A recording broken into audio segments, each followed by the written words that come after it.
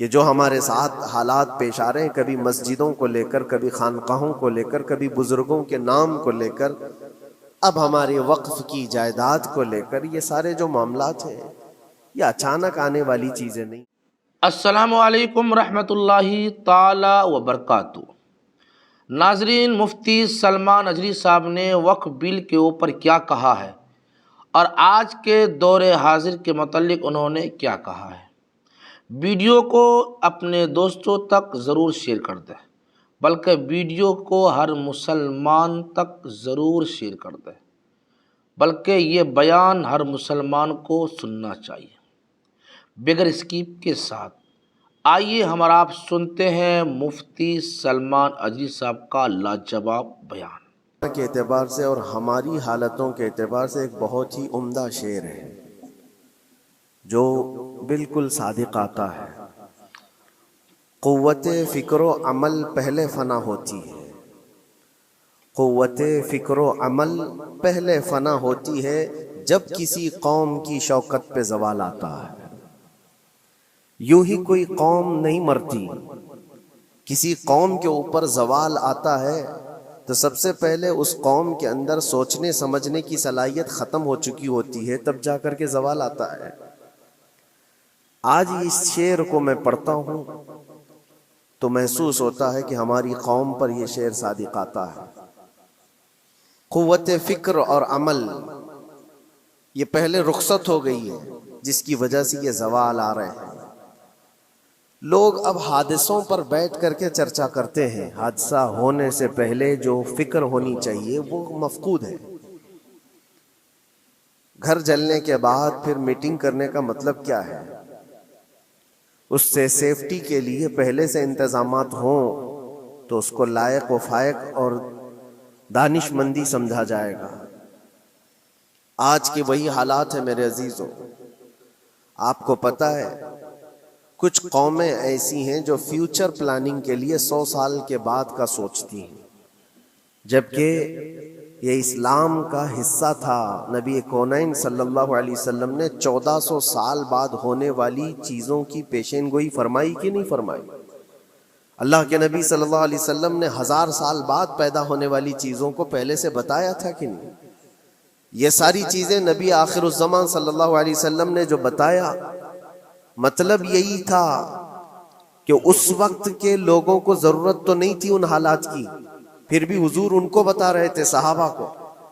آج جو چیزیں پیدا ہونے والی ہیں وہ رسول پاک کو پتا تھا، 1000 سال بعد ہونے والی چیزیں ہیں، لیکن اس وقت کے صحابہ کو یہ باتیں کیوں بتائی جا رہی تھی؟ ان کے حالات تو اس وقت کے نہیں تھے ویسے۔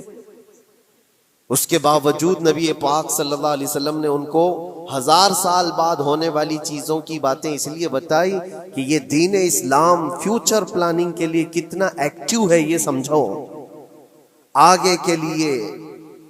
اس لیے بتایا گیا کہ صحابہ اپنی اولاد کو اور وہ اپنی اولاد کو، وہ اپنی اولاد کو یہ بات منتقل کرتے جائیں اور آنے والے حادثوں سے پہلے سے ذہن پریپیئر رہے، تیار رہے۔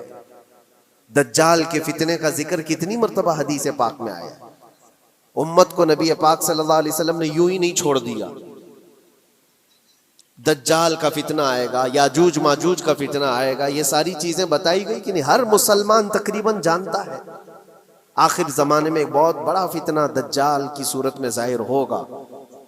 تو یہ باتیں اتنے 100 سالوں سے چل رہی ہیں کہ ذہن تیار ہے اس فتنے کو کہ اگر ایسا فتنہ آیا تو ایمان پر ڈٹے رہنا ہے، جمے رہنا ہے۔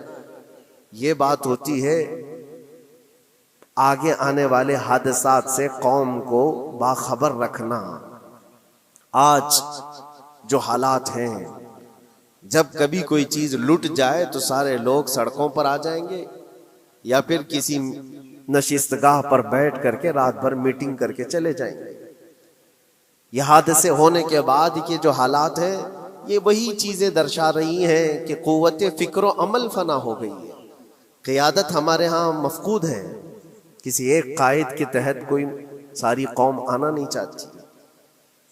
آپ کیا سمجھتے ہیں کہ جو ہمارے ساتھ حالات پیش آ رہے ہیں، کبھی مسجدوں کو لے کر، کبھی خانقاہوں کو لے کر، کبھی بزرگوں کے نام کو لے کر، اب ہمارے وقف کی جائیداد کو لے کر یہ سارے جو معاملات ہیں یہ اچانک آنے والی چیزیں نہیں ہیں، بھانپ لیا گیا ہے تمہاری پوری طبیعت کو، تمہارے مزاج کو، کہ فکر و عمل کی قوت ان کی ختم ہو چکی ہے، ان کو دو چند چیزوں میں ہی راضی کیا جا سکتا ہے۔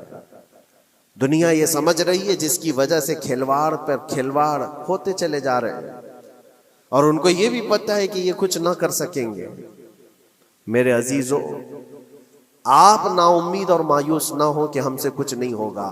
اللہ کریم چاہے تو ایک بندے سے بھی پوری دھرتی پر زلزلہ لا سکتا ہے۔ اللہ کریم کی ذات پر یقین اور توکل رکھو۔ سرکار غریب نواز ہندوستان آئے تھے تو بہت بڑی فوج لے کر نہیں آئے تھے، اللہ کی ذات پر بھروسہ کر کے آئے تھے، اور 90 لاکھ لوگوں کے دلوں میں چراغ اسلام جلا دیا تھا۔ وہ یقین اور توکل کے ساتھ آئے تھے۔ آج لوگوں کے دلوں کے اندر جو مایوسی اور نا امیدی ڈالی جا رہی ہے کہ کچھ ہوگا نہیں، ابھی کچھ کرنے سے کچھ نہیں ہوگا، یہ نا امیدی اور مایوسی تمہاری طبیعت میں کیوں آئی؟ کیا تمہارا رب تبارک و تعالیٰ کی ذات پر یقین کمزور ہو گیا؟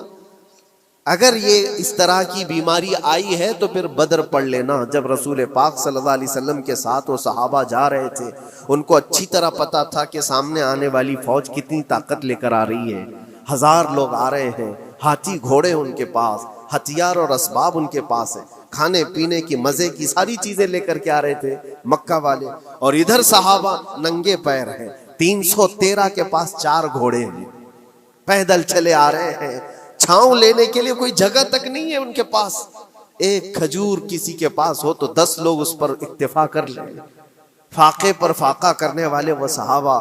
لیکن انہوں نے یہ نہیں کہا کہ اللہ کے نبی صلی اللہ تعالیٰ علیہ وسلم سے کہ ہمارے پاس اسباب کی کمی ہے، ہتھیار کی کمی ہے، کچھ نہیں، ہمارے پاس سواری نہیں ہے۔ بغیر سواری کے 180 کلومیٹر مدینے سے چل کر کے وہ بدر پہنچے تھے، بدر تک پہنچے تھے، اور اس وقت اپنی ساری محنتیں، اپنی ساری قوتیں انہوں نے زمین پر لا کر رکھ دی۔ پھر بدر کے میدان میں جب پہنچے تب اللہ کریم کی بارگاہ میں دعا کیا تھا میرے مصطفیٰ نے، اے اللہ اگر اس نہتی قوم کو تو نے فتح نہیں دی تو پھر قیامت تک اس روئے زمین پر سجدہ کرنے والا کوئی نہیں ہوگا۔ یہ محبوبانہ انداز تھا میرے مصطفیٰ کا۔ وہ دعا مدینے میں بیٹھ کر کے بھی تو کر سکتے تھے، 180 کلومیٹر دور اتنی مصیبت میں دھوپ میں چل کر کے جانے کی کیا بات تھی؟ ننگے پیر صحابہ گئے ہیں، فاقے پر فاقہ کیے ہوئے، وہ مدینے میں بیٹھ کر دعا کرتے تو کیا رحمت للعالمین کی دعا قبول نہیں ہوتی؟ لیکن مصطفیٰ کریم صلی اللہ علیہ وسلم نے یہ مزاج دیا ہے، پہلے فکر و عمل میدان میں لاؤ پھر دعا کرو، اللہ کی مدد آتی ہے۔ یہاں ہم بیٹھ کر کے یہیں سے دعا کرتے ہیں، کچھ کرنا نہیں ہے، بدلنا نہیں ہے، اور فکر و عمل کو لانا نہیں ہے، تو پھر صرف یہاں بیٹھ کر کے دعا کرنا، یہ تو میرے عزیزوں عورتوں کو اس سے ذمہ داری دی گئی ہے کہ تم میدان عمل میں آ نہیں سکتی، تم اپنے گھروں سے دعا کرو اپنے بھائیوں کے لیے، لیکن یہ کام تو اب سارے مردوں نے بھی لے لیا ہے۔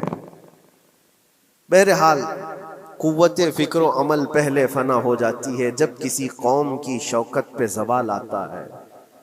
آج یہ جو سارے معاملات ہم دیکھ رہے ہیں، اس کی ایک خاص وجہ میں آپ کو بتانا چاہتا ہوں۔ آج سے تقریباً 8-9 سال پہلے میرا ایک بیان بھی ریکارڈ موجود ہے، کافی دنوں تک